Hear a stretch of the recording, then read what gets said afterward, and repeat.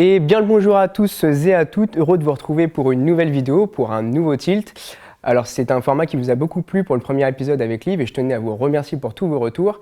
Et pour ceux qui n'ont pas encore eu l'occasion de le regarder, je vous invite à vous rendre au petit lien juste au-dessus là pour aller le visionner. Aujourd'hui nous recevons un nouvel étudiant à l'occasion de cet épisode, un étudiant artiste qui évolue au sein de notre université et qui parallèlement est comédien. Et cet étudiant c'est Samy Cousin. Bonjour Samy, comment vas-tu? Ça va. Intimidé un peu, non? Fatigué. Tout va bien se passer, t'inquiète pas. On va discuter tranquillement à l'occasion de cet épisode. Donc Samy, tu as 23 ans et comme j'ai dit, tu es comédien et tu évolues au sein de l'université. Tu suis quel cursus actuellement Je suis en licence de lettres modernes en L1. D'accord. Et est-ce que ça se passe bien déjà dans un premier temps? Ouais, ça se passe très bien. C'est crevant, mais ça se passe très bien. Beaucoup de cours, beaucoup de partiels.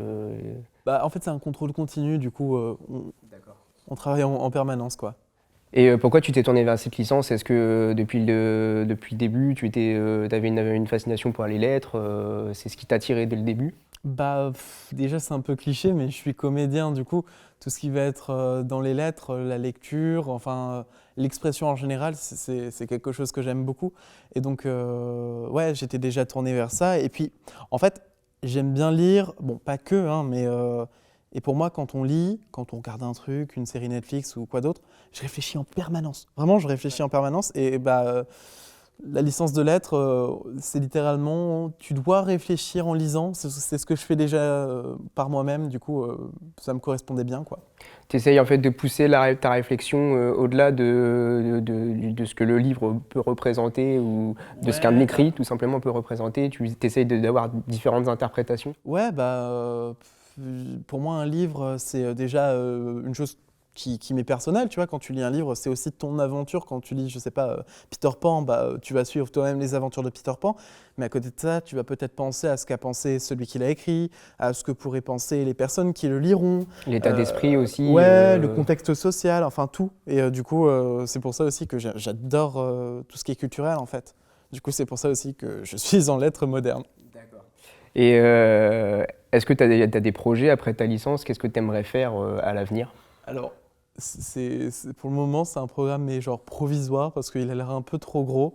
Mais quand j'aurai fini cette licence, je vais peut-être enquiller avec le master de création littéraire qui est dans la même fac. Et ensuite, peut-être, parce qu'en fait, j'ai appris, et j'en suis très triste, qu'on ne peut pas manger en écrivant, ou c'est un peu rare. Du coup, je vais essayer d'enquiller sur peut-être des formations de professorat parce qu'en fait, j'aime bien aussi transmettre. C'est un truc aussi qu'on voit dans le théâtre, hein.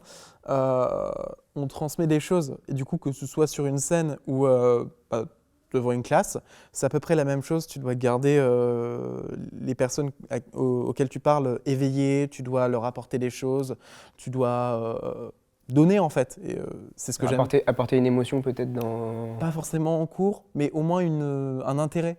Tu vois, si je te parle de la fonction COD, comment rendre ça intéressant? Parce que ça peut être intéressant, tu vois. Mais c'est compliqué. Exactement. Je rebondis sur ce que tu as dit. Intimement, je pense que tu aimerais faire de l'écriture ton métier, mais que aujourd'hui, c'est quand même assez difficile, je pense, dans la société dans laquelle on vit, où c'est très difficile de faire sa place dans le monde artistique. Ouais, et puis aussi, j'ai envie de dire que j'aime bien pouvoir me dire que j'ai un filet de sécurité et que c'est pas un filet, tu sais, c'est pas un filet qui me rend triste, tu vois, parce que en faisant des études, je suis conscient que c'est aussi pour me former, pour trouver un métier, et je reste quand même ce type de personne qui veut pas faire un métier qu'elle n'aime pas. Je veux dire, si j'ai un métier, même si c'est pas le métier le plus rêvé possible, au moins que je m'y amuse, au Que tu moins sois que épanoui dans ton voilà, tu quotidien. vois. Et du coup, ouais. Du coup, je me fais un filet de sécurité, mais un filet honnête, tu vois. Je vais pas aller en maths parce que j'aime pas les maths, juste pour me dire, bon, au moins j'ai des maths dans la tête. Et à côté de ça, j'essaye, en même temps, tu sais, j'ai la fac, et à côté, j'essaie de créer des choses, de monter des choses. Alors Samy, tu te définis comme quelqu'un de créatif et de touche à tout. Est-ce que tu peux m'en dire un peu davantage sur cette définition de toi-même? Ouais, bon, déjà, comment dire? Déjà, le métier de comédien, c'est un métier de touche à tout. Enfin, c'est vraiment un truc de touche à tout parce que tu dois pouvoir avoir un corps, tu dois pouvoir avoir une élocution, tu dois aussi pouvoir avoir une compréhension de ton texte parce que si tu comprends rien et que tu le dis, bah, ça va pas passer. Il y en a qui chantent, il y en a qui dansent, il y en a qui sont acrobates. Bon, je chante un peu, je danse bizarrement, je sais faire des galipettes, mais enfin, c'est un truc déjà touche à tout. Et puis en fait, ce que j'aime en général, c'est l'expression. Vraiment, l'expression dans tout son sens en fait. Je peux m'exprimer à l'écrit, je peux m'exprimer à l'oral, je peux m'exprimer avec du dessin, enfin de tout. En fait, l'expression, c'est ça qui... Oui, en fait, tu vois ton métier de comédien, tu te résumes pas à juste jouer. Je pense que tu vois la chose beaucoup plus largement et tu essaies de mettre beaucoup plus de flèches dans ton carquois pour pouvoir avoir une interprétation beaucoup plus grande. Non, parce que c'est pas conscient ces flèches dans le carquois. Elles sont dans le carquois, tu vois, mais c'est comme si tu avais un enfant dans un magasin de jouets et genre il est là devant le rayon, il est je veux trop le robot. Oh mais la Barbie elle est trop belle et tatati tatata et du coup à la fin t'as un caddie mais les parents ils veulent pas payer ça quoi. Voilà, c'est ça, exactement, je vois très bien. Alors tu l'as évoqué juste un petit peu avant, tu joues dans une pièce actuellement, enfin Ouais. tu prépares une pièce actuellement avec la compagnie Le Labo. Ouais. Est-ce que tu peux me parler de cette pièce, de quoi elle parle, quelles sont les thématiques Alors, pourquoi on n'écrit pas avec les pieds? C'est une pièce de Romain Hamel. le titre de la pièce? Ouais, pourquoi on n'écrit pas avec les pieds? C'est le titre D'accord. de la pièce. Pas de Romain Hamel. Et du coup, Romain, c'est lui qui a écrit la pièce et c'est aussi lui le metteur en scène. Du coup, on s'est rencontrés lorsque j'étais au conservatoire en dernière année et il m'a fait passer un casting. On est parti comme ça. Et en fait, du coup, la pièce, elle parle de Max et de sa sœur Louise. Max, c'est une personne autiste. Max, c'est celui que je joue, du coup. Et en fait, il est autiste et ça apporte plein de problématiques dans sa vie. Et sa sœur, elle a aussi ses problématiques personnelles, l'amour, l'adolescence, grandir, les parents, enfin tout ça. Et elle a aussi, du coup, les problématiques de son frère parce que, du coup, dans notre société, c'est pas forcément évident d'être une personne autiste. Du coup, la pièce parle d'autisme, mais aussi de ce que c'est d'être parent d'une personne autiste, de ce que c'est qu'être autiste dans une société, comment on peut se sentir, mais aussi comment on peut juste être heureux, comment on peut trouver justement ce petit créneau de bonheur, parce que si les personnes autistes, si les parents de personnes autistes étaient juste submergés sous un océan de responsabilités, ce serait... Ça vaudrait pas la peine d'être vécu, on a envie de Faut pas, en fait, faut peut-être pas forcément voir tout dans le négatif. Ouais, voilà. Du coup, c'est entre deux, tu vois, parce que c'est pas agréable d'être dans cette situation, mais à la fois, il y a des beaux moments quand même. C'est comme dans tout. On ne peut pas être tout noir ou tout blanc. Il y a forcément du gris, quoi. Du coup, c'est une pièce qui parle d'autisme, qui est un sujet très actuel. Est-ce que toi, tu avais la volonté de défendre ce thème-là quand tu t'es retrouvé sur cette pièce-là? Comme je te l'ai dit tout à l'heure, quand je lis, je pense beaucoup aussi au contexte social. Tu vois, j'aime beaucoup réfléchir de manière sociale. Et les personnes handicapées dans notre société, c'est une problématique importante en fait. T'imagines, tu nais et d'un coup, t'as un fardeau. pas le temps, non, t'as pas le temps de te créer une propre identité que sans le savoir, tu as déjà un problème qui te pend au cou. Et du coup, les personnes doivent pouvoir se développer comme ça, avec ce problème avec lequel elles sont potentiellement nées, tu vois. Comment il se crée ce problème? Parce que finalement, quand on est tout seul, on n'a pas de problème. C'est que quand on est ensemble qu'on peut réaliser qu'on a un problème. Et donc, pour moi, c'est important de pouvoir amener ce genre de sujet, surtout que c'est pas connu. Et le problème avec le fait que ce soit pas connu, c'est qu'il y a plein de clichés. Alors, je dis pas que la pièce, elle démonte tous les clichés, parce que c'est pas possible de démonter tous les clichés sur l'autisme, parce qu'il y en a une myriade. Mais déjà, si on retire de la tête des gens que les personnes autistes sont soit des grands génies, tu sais, Albert Einstein, Alan Turing, tout ça, ou juste des personnes qui peuvent être un énorme danger pour elles-mêmes, qui ne sont pas capables d'articuler 2 mots. Alors attention, hein, ce genre de spectre autistique, ça peut exister, et ça existe. Et c'est pas là pour dire que l'autisme, ce n'est pas ça. Ça peut être ça. Mais l'autisme, ça peut être autre chose. Ça peut être plein de choses. Et il y a beaucoup de formes. Je ne sais pas si tu as déjà regardé des films par rapport à l'autisme, tout ça, mais il y a plein de représentations qui ne sont pas forcément ouf. Parce que du coup, tu as soit le génie, soit la personne trop dangereuse pour elle-même. Et c'est une espèce de dualité qui, honnêtement, me semble ultra dure à vivre. T'imagines, tu n'as que 2 choix. Et si tu es entre deux, tu dois te sentir un peu, je sais pas concerné, comme si tu l'étais pas. Je pense à un film, je pense le plus connu d'entre eux, Rain Man. Ouais. Toi, ton avis par rapport à ce film-là Déjà, il faut remettre dans le contexte, c'est un film des années 80. Les années 80, ils adorent le spectaculaire. Hein. Les Goonies, comment ça s'appelle, Forrest Gump. Enfin, que des profils atypiques, mais très atypiques, qui montent le curseur très haut. Personnellement, c'est pas Rain Man qui me pose problème. C'est, tu sais, genre, Rain Man, c'est un coup de marteau, et t'en as plein d'autres des coups de marteau, et au bout d'un moment, le clou est trop enfoncé, et c'est dur à défaire. Et en plus, la pièce en soi, est-ce que tu sais comment elle a été écrite? Du tout, mais ce sera l'occasion du coup de nous en parler dans cette interview. Ouais. En fait, Romain, du coup l'auteur, il a travaillé beaucoup avec des enfants. Parfois il est animateur, parfois il fait des ateliers théâtre. Et à un moment, il a rencontré une petite qui était un peu en berne de son groupe d'amis, qui parlait pas beaucoup, qui avait clairement des problèmes sociétaux, enfin à sociabiliser.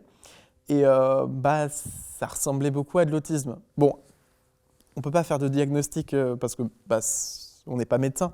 Mais du coup, quand il en a parlé aux parents, les parents, ils étaient complètement figés à cette idée. Ils n'ont pas cherché plus loin, ils étaient dans le refus total. Dans le déni, ouais. Ouais, voilà. Pas forcément dans le déni, mais au moins dans le refus, tu sais, d'apporter une thérapie ou juste de comprendre. Et du coup, ça l'a bien interloqué et il a voulu écrire dessus parce que littéralement, il en a été témoin. Donc, il a voulu écrire dessus. Du coup, ouais, on porte ce message un peu de des personnes autistes qui sont des personnes autistes, qui sont des personnes tout court, en fait. Ouais, d'accord. C'est une belle histoire, au ouais. final. En tout cas, tu nous as donné envie à voir cette pièce. Alors, quand est-ce qu'elle sera jouée? Quand est-ce qu'elle sera prête? Dis-nous tout. Alors, là, on a fini une bonne partie de la créa.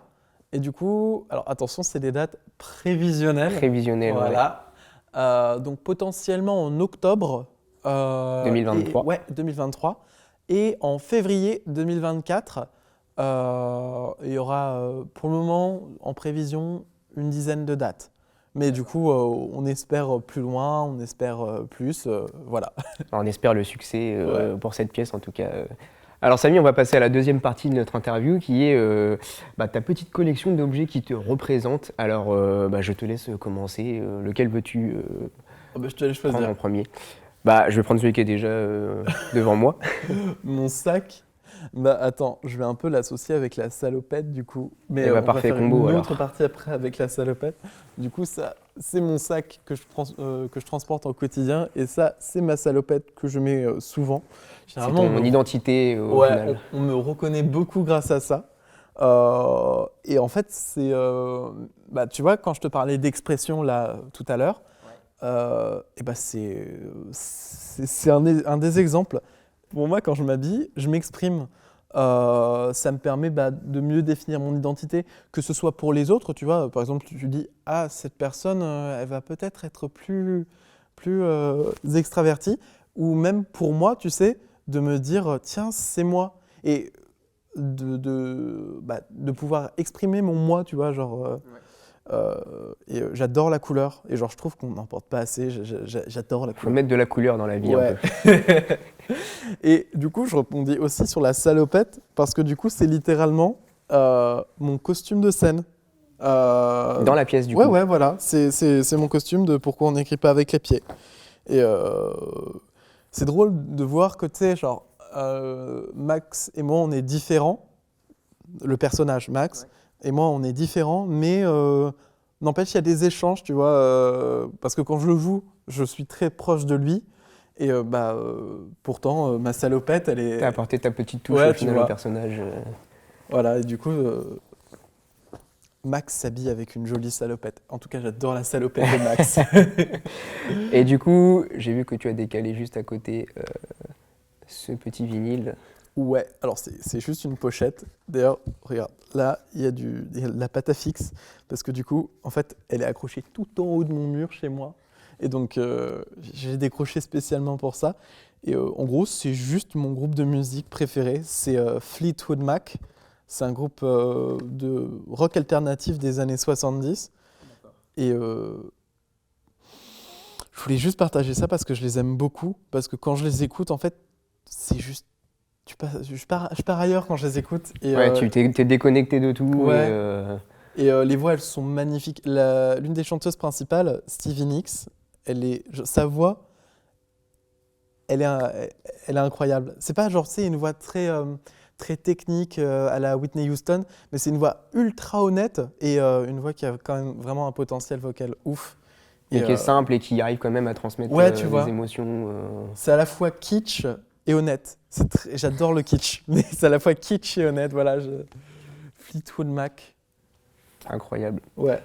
Et juste derrière, du coup, on a encore un petit arsenal d'objets. Euh, je te laisse choisir cette fois-ci. Ouais, je vais prendre ce que je fais en ce moment.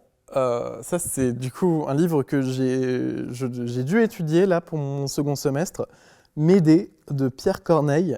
Ça se voit que le livre, il a vécu un peu. Alors, sache que je l'ai acheté il n'y a même pas 2 mois, mais c'est juste que je prends pas soin de mes affaires. Mais J'essaye un après, ça prouve que tu maximum. travailles. Hein? Ça prouve que tu travailles. Ouais, mais ça me fait mal de voir un livre aussi neuf, mais aussi déjà.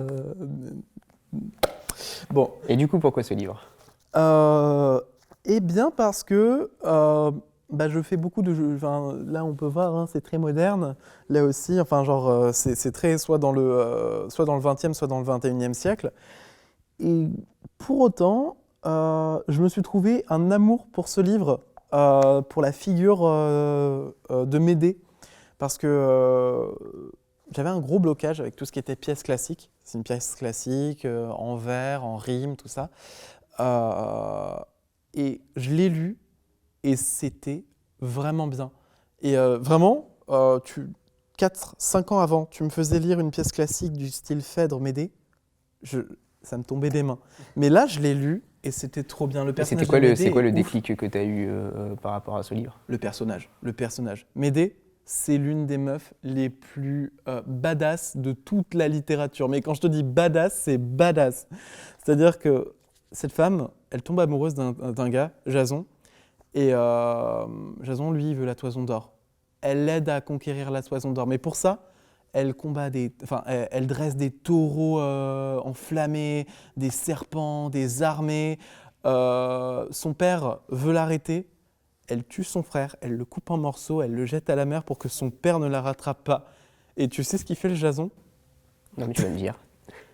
Eh ben, il veut la quitter pour une princesse. Et là, elle se venge. Elle donne une robe à la princesse, elle a empoisonné la robe, la princesse meurt, le roi il meurt. Et Jason, à la fin, il veut se venger, mais elle tue les enfants de Jason qui sont aussi les siens. Et ensuite, elle part sur un char porté par des dragons. Et Jason, il est tout seul et il met fin à ses jours parce qu'il en peut Et plus. elle a pas telle une Et reine. elle finit reine d'Athènes. Donc tu Le vois, karma. tu vois, pour moi, c'est genre l'une des meufs les plus badass, revenge, tout ça. Et en fait, ce que j'aime bien aussi, du coup, c'est que moi qui suis un public moderne, parce que j'ai grandi avec des Disney, hein, loin de m'aider, je peux apprécier ce livre. Et je me dis que si j'arrive à apprécier ce livre en tant que public moderne, peut-être que toute la culture classique qu'on nous enseigne au collège et au lycée et qui bloque les lycéens et tout ça, bah, peut-être qu'elle peut encore plaire, mais si on l'amène sous le bon angle. Tu vois, si je te dis que c'est une pièce décrivant les douleurs et les affres humains, tu vois. Ça donne pas trop envie. Alors que si je te dis que Médée, c'est une putain de meuf badass, tatati tatata. Là, tu me vends du rêve. Là, tu vois, vengeance, tromperie, trahison, tu vois, genre. Voilà, du coup, j'ai beaucoup aimé Médée.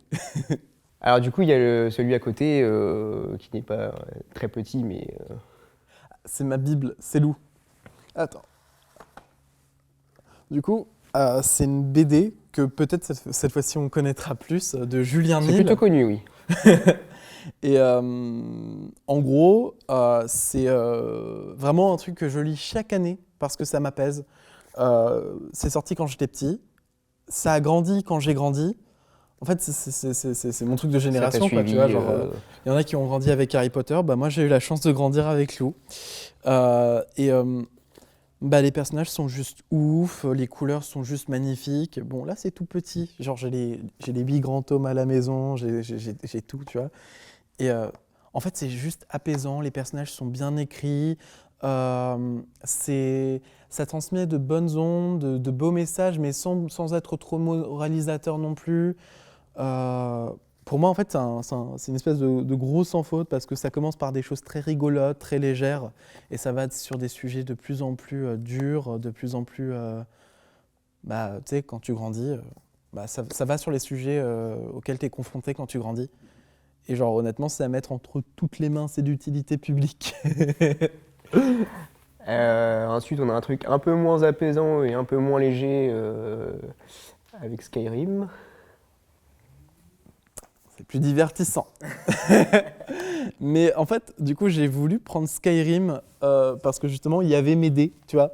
J'ai envie de dire, j'aimerais bien que genre, on puisse se dire que après avoir lu Médée, on puisse se faire une petite partie Skyrim. Enfin, ouais, on est dans le mood. Ouais, voilà, tu vas faire plusieurs choses. Parce que Médée, c'est genre du 17e, et ça, c'est du 21e. Et aussi que j'aime... Tu sais, dans tout ce truc, dans tout ce bail d'expression, j'aime tout ce qui est artistique, tout ça, le jeu vidéo, c'est tout aussi artistique, hein. Bon, là, j'ai pris Skyrim, c'est très, très, très connu. C'est un super jeu, oui. En même temps, c'est un super jeu, quoi.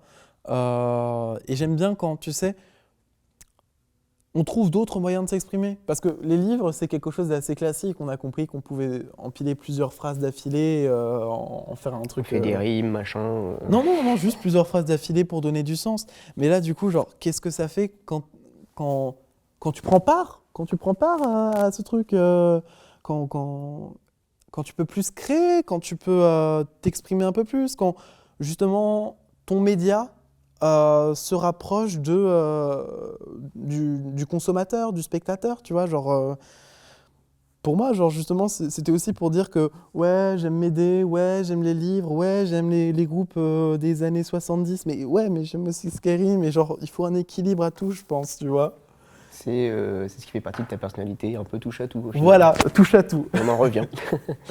Et pour terminer, on a des petits dessins.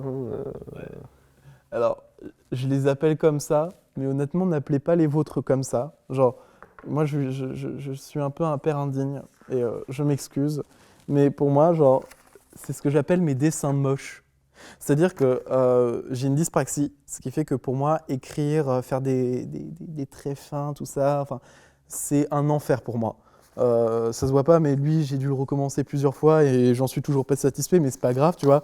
C'est pas pour la technique que je fais ça, c'est juste parce que, et c'est toujours par rapport au truc de touche à tout, ça me fait triper de dessiner, même si j'y arrive pas. Tu vois, même si j'ai pas une technique de ouf, même si... en fait, non, c'est même pas j'essaye, je le fais.